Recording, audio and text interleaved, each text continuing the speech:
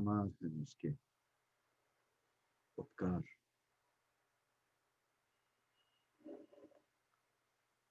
बेहद है उसका प्यार, जो हम जैसों को उसने अपना बेटा दिया। ये कैसा प्रेम है प्रिय। अगर हमारा मन इस बात को सुनकर, इस बात को ग्रहण करके आराधना या स्तुति से भर नहीं जाता, अगर हमारा मन आनंद से नहीं भरता, तो उस बलि का ज्ञान हमको पूरी तरह से शायद मिला नहीं। उस बलि का मोल हम शायद पूरी तरह से जानते नहीं। परमेश्वर योग्य है हर स्तुति का। इसलिए हमारा यहाँ बैठा हुआ हर क्षण उसकी उसकी स्तुति में हो, उसकी महिमा के लिए हो, उसकी आराधना हो। यही मेरी प्रार्थना है हम सबके लिए। एक और गीत गाएंगे जो हम हमेशा करते हैं, भजन 100 से, साम 100, भजन 100 इसका। इस गीत को हम साथ गाएंगे, मतलब साथ पढ़ेंगे और समझेंगे कि परमेश्वर हमसे क्या चाहता है, परमेश्वर का वचन हमें क्या बताता है आराधना, सच्ची आराधना के बारे में। उसकी सच्चाई पीढ़ी से पीढ़ी तक बनी रहेगी। मत्ती इसके चौथे भाग में हम एक समरी स्त्री के बारे में, सॉरी, एक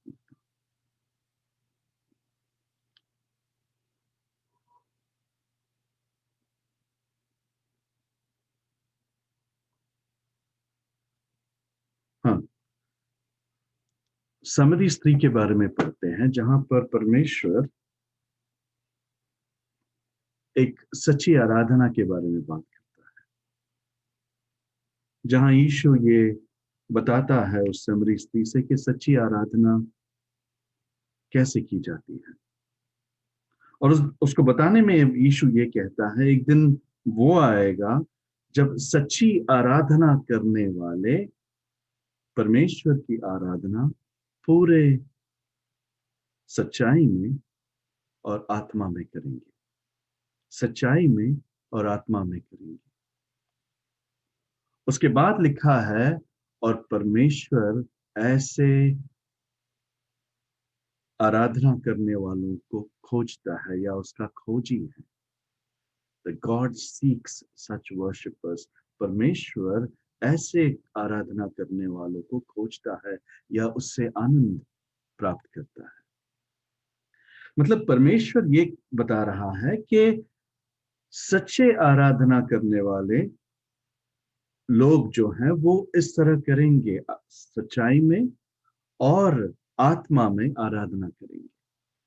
मतलब वो भी लोग हैं जो आराधना करते हैं लेकिन उनकी आराधना झूठी मानी जाती है।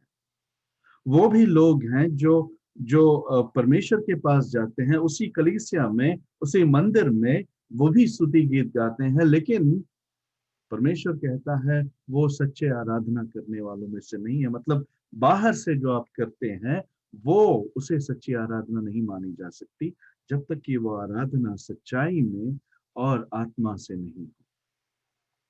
लेकिन एक बात और गौर करने की जरूरत है यहाँ पर, कि यीशु ये नहीं कहता कि आराधना जो है ऐसी होनी चाहिए। यीशु यहाँ पर आराधना का एक फॉर्मूला नहीं देता हमको कि इस तरह करो। वो कहता है एक दिन आएगा जब सच्चे आराधना करने वाले इस तरह करेंगे। मतलब ये कि वो इंसान जो ऐसे सच्चाई में और आत्मा में आराधना करता है, वही सच्ची सच्ची आराधना करने वाला है। मतलब ये कि वो जो चुने हुए हैं, वो जो आत्मिक रीत से जन्मे हुए हैं, वही सच्ची आराधना कर सकते हैं। मतलब देखना ये है हमको प्रियो, कि हम किन लोगों में गिने जाएंगे, क्योंकि परमेश्वर का वचन कहता है कि वो ऐसे आराधना करने वालों को खोजता है।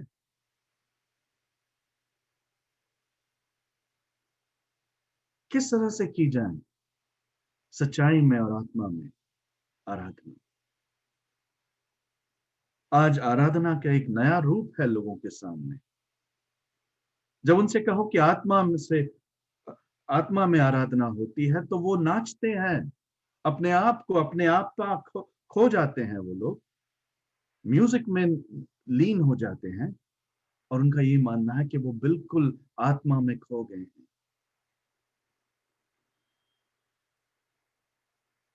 उनका पासबान ऐसे आराधना को प्रोत्साहित करने के लिए ऐसा धुन भी बजाता है या ऐसे धुन बजवाता है, और लोगों को लगता है कि उनका जो भेंट हुआ है या दर्शन हुआ है, वो वाकई सच्चे परमेश्वर से हुआ है। आज हम जानते हैं खैर कि वो सच्ची आराधना नहीं है, लेकिन फिर है क्या आराधना? सच्ची आराधना है क्या? दाऊद इस भजन के द्वारा उस सच्ची आराधना के लिए हमें पुकारता है। It's a call for worship. एक बुलावा है ऐसी आराधना के लिए। और पहले दो वचन में वो वो बुला रहा है न सिर्फ इज़राइल को, बल्कि दुनिया के सारे लोगों को, सारी पृथ्वी को ये बुलावा दे रहा है। दाऊद कहता है, हे सारी पृथ्वी के लोगों, यहोवा को का जय जयकार करो, यहोवा का जय जयकार करो, आनंद से यहोवा की आराधना करो, जय जयकार के साथ उसके सम्मुख आओ, आनंद से यहोवा की आराधना करो। प्रियो, ये जो भजन है, ये एक भविष्यवाणी है। ये आने वाले दिनों में एक ऐसा दिन आएगा जब सारे लोग जो हैं उस यहोवा को जय जयकार करेंगे। ऐसा मंदिर होगा जो सच्चा मंदिर होगा, जहां पर केवल उसकी सन्निधि, उसके लोग जमा होंगे, और सारे आराधना करने वाले सच्चे आराधना करने वाले होंगे। लेकिन ये आराधना करने वाले कैसे होते हैं? आनंद से यहोवा की आराधना करो। ये आनंद से यहोवा की आराधना करने वाले हैं, जय जयकार के साथ उसके सम्मुख आते हैं।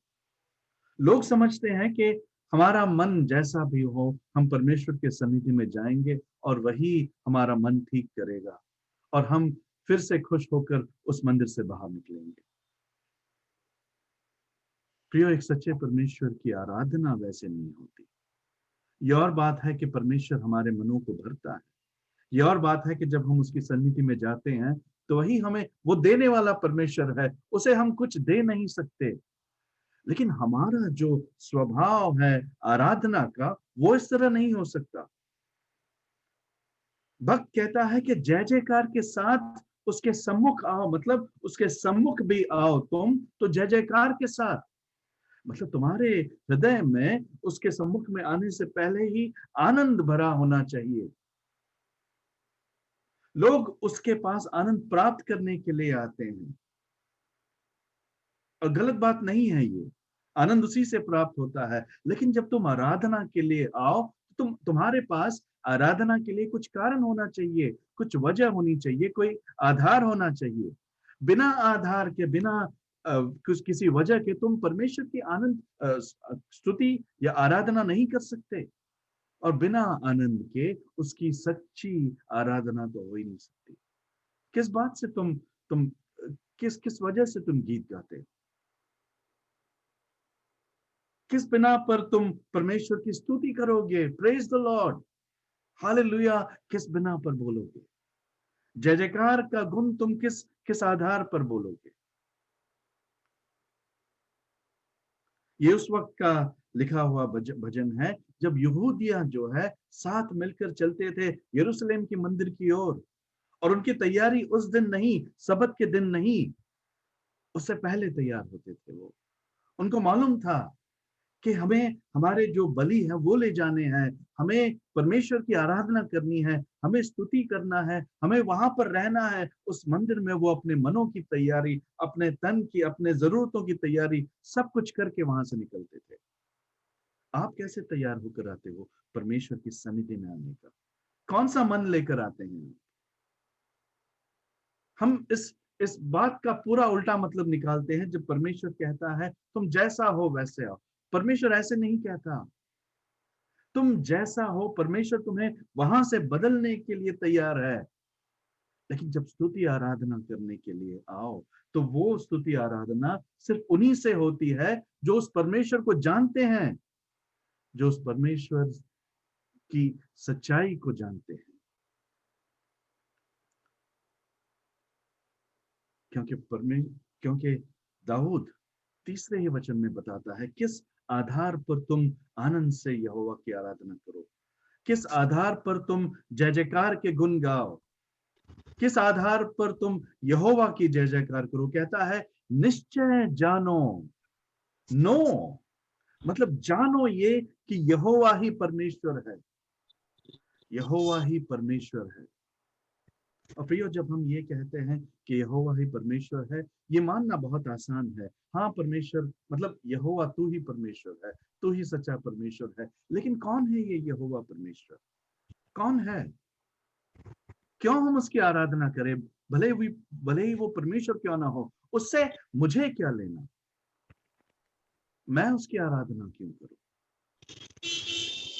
और फिर दाऊद कहता है उसी ने हमको बनाया है, उसी ने हमको बनाया है और हम उसी के हैं। प्रियो, यहाँ केवल रचना की बात नहीं हो रही है। यहाँ केवल सृष्टि की जो रचना, या तुम जैसे अन्य अन्य लोगों को परमेश्वर नहीं बनाया है, तुम्हें भी परमेश्वर ने बनाया है, वो बात नहीं हो रही है। यहाँ जब बनाना, somebody mic is on,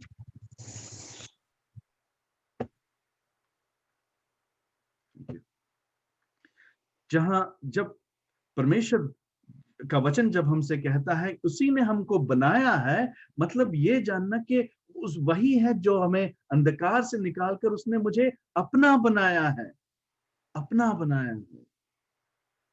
प्रियो, परमेश्वर की आराधना करने के लिए तुम्हें अपनी परिस्थिति जानना जरूरी है कि उसने तुम्हें अपना कैसे बनाया, उसने तुम्हें अपना बेटा कैसे बनाया, क्या त्यागना पड़ा उसे, किसकी बलि चढ़ानी पड़ी उसे तुम्हें अपना बनाने के लिए। तुम जो उससे दूर जा चुके थे, तुम जो उसके दुश्मन बन चुके थे, तुम्हें उसने अपना बनाया।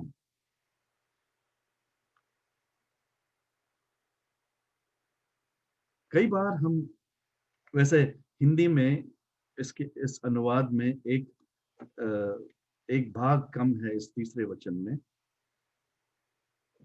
इंग्लिश में अगर पढ़ेंगे हम तो लिखा है, third verse 3, no ye that the Lord he is God, it is he that hath made us and not we ourselves। मतलब और हमने अपने आप को नहीं बनाया। यहाँ वो भाग निकाला गया है, लेकिन वचन केजेवी जो कहता है कि उसने हमको बनाया, हमने अपने आप को नहीं बनाया, हमने अपने आप को नहीं बुलाया उसकी सन्निधि में, हमने अपने आप को नहीं बचाया। हम जो भी हैं परमेश्वर के दया से, उसके कृपा से, उसके प्रेम की वजह से हैं। आज कई बार हम झूठी प्रार्थना करते हैं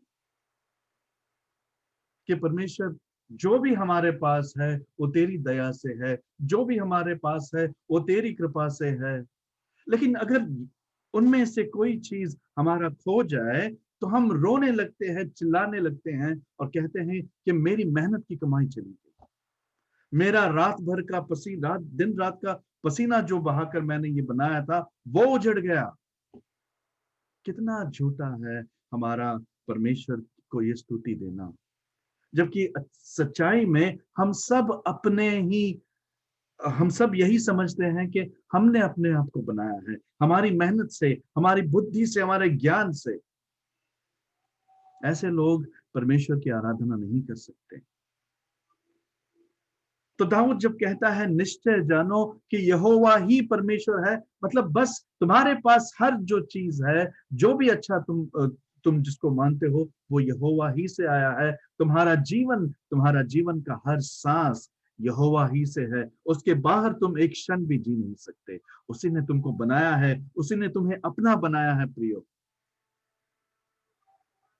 न सिर्फ अपना बनाया है, हमें उसने अपना बनाकर रखा है। एक एश्योरेंस है, एक आश्वासन है कि हम उसी के होंगे। दाऊद कहता है और हम उसी के हैं, हम उसकी प्रजा हैं और उसकी चराई के भेड़े हैं। तुम भेड़ वैसे ही नहीं बने। तुम्हें भेड़ बनाने के लिए, तुम्हें अपना बनाने के लिए एक बलिदान दिया गया, एक कीमत चुकाई गई है।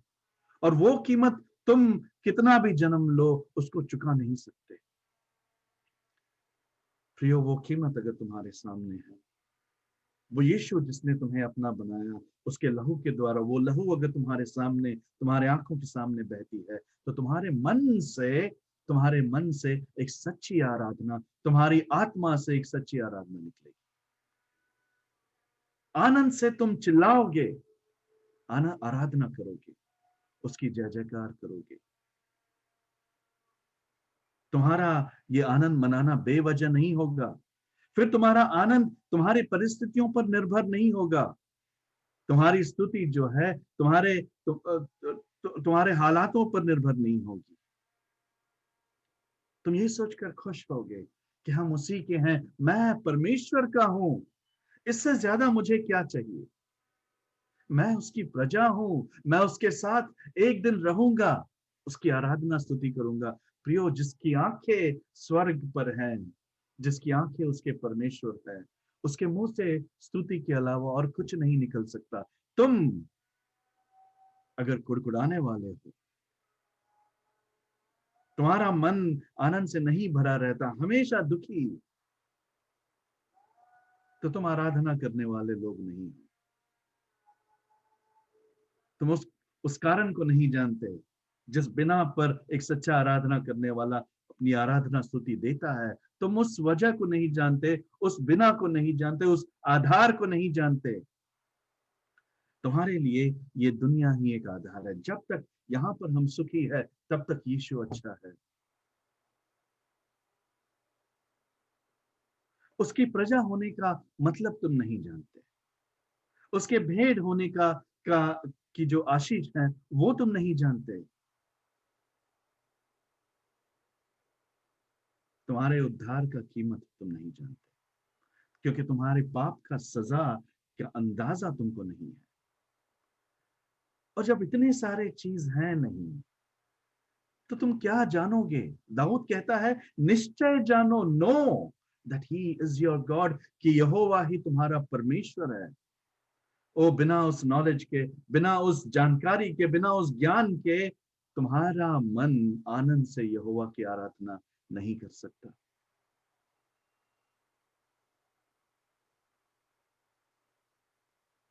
उसके बाद दाऊद कहता है उसके फाटकों से धन्यवाद, उसके फाटकों से धन्यवाद, और उसकी आंगनों में स्तुति करते हुए प्रवेश करो, प्रवेश करो।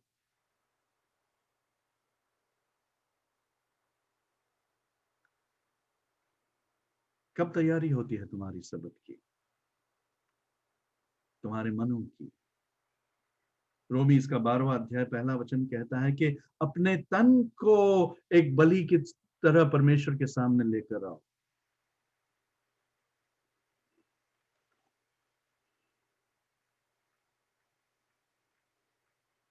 रोमी इसका 12 मैं आपके लिए पढ़ना चाहूंगा।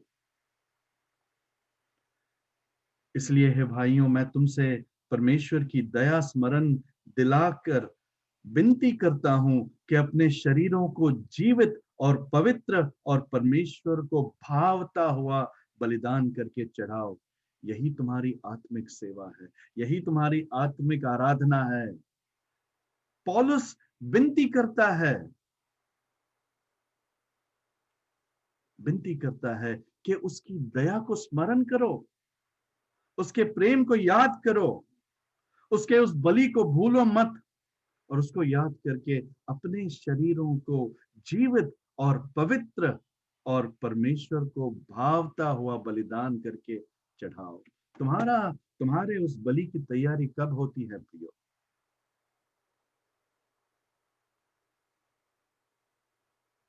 क्या लेकर आते हो तुम परमेश्वर की मंदिर में?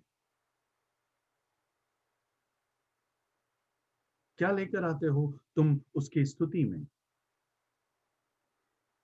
उसको चढ़ाने के लिए, एक एक बलिदान चढ़ाने के लिए तुम क्या लेकर आते हो? वैसे सच बात यह है कि हमारे पास कुछ नहीं है लेने के लिए, देने के लिए, लेकिन जो परमेश्वर ने दिया है, जिस आनंद से परमेश्वर ने हमारा मन भरा है, जिस जिस रोशनी में वो हमें लेकर आता है, उसको स्मरण करके क्या हम अपने शरीर, जो जीवित शरीर जो है, पवित्र और परमेश्वर को भावता हुआ बलिदान नहीं बना सकते? जब हम ये करते हैं, इनफैक्ट कर ये वही सकता है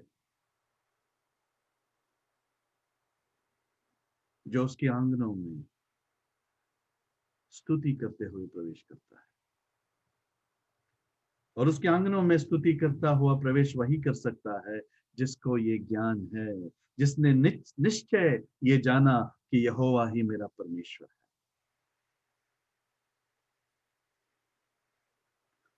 तुम्हारी आराधना बेवजह नहीं हो सकती प्रियो। तुम्हारी आराधना किसी आधार के बिना नहीं हो सकती। तुम्हारी आराधना किसी ज्ञान के बिना नहीं हो सकती। तुम्हें परमेश्वर का क्या ज्ञान है? मुझे वचन मत सुनाओ, ये मत कहो कि मैं जानता हूं परमेश्वर ये है। नहीं, तुम्हारे अंदर उस ज्ञान ने क्या किया है? उस ज्ञान ने अगर तुम्हारे हृदय में आनंद नहीं भरा है, उसके लिए उसको सुनते ही तुम्हारे मुंह अगर स्तुति के लिए नहीं खुलते हैं, तो वो ज्ञान बेकार है। वो ज्ञान तो सिर्फ तुम्हारे सर में है, जो सर एक दिन सूज कर फट जाएगा, लेकिन तुम्हारे हृदय को कोई फर्क नहीं पड़ेगा, तुम्हारे जीवन को कोई फर्क नहीं पड़ेगा। उसकी स्तुति करो प्रियो, क्योंकि यहोवा भला है, उसकी करुणा सदा के लिए है, और उसकी सच्चाई जो है पीढ़ी से पीढ़ी तक बनी रहती है। ऐसे यहोवा की हम स्तुति करते हैं, और ऐसे स्तुति करने के लिए हमारा मन बदला है परमेश्वर ने। वो मन जो पत्थर का था, उसे निकाल कर एक मांस का हृदय दिया है परमेश्वर ने, ताकि हम इस तरह से स्तुति कर सकें। ओ, उस परमेश्वर की स्तुति सच्चाई और आराधना में हो, और उसके लिए परमेश्वर तुम्हें वो ज्ञान दे, वो स्मरण दिलाए उसके दया का, उसके प्रेम का, उसके बलि का, ताकि तुम भी अपने शरीरों को एक जीवित बलिदान समझ परमेश्वर के सामने चढ़ा सकते हैं। परमेश्वर इसकी इसकी अनुग्रह हमें दे, परमेश्वर इसका ज्ञान हमें दे, और ऐसे आराधना के द्वारा हमें आशीष दे। आमीन।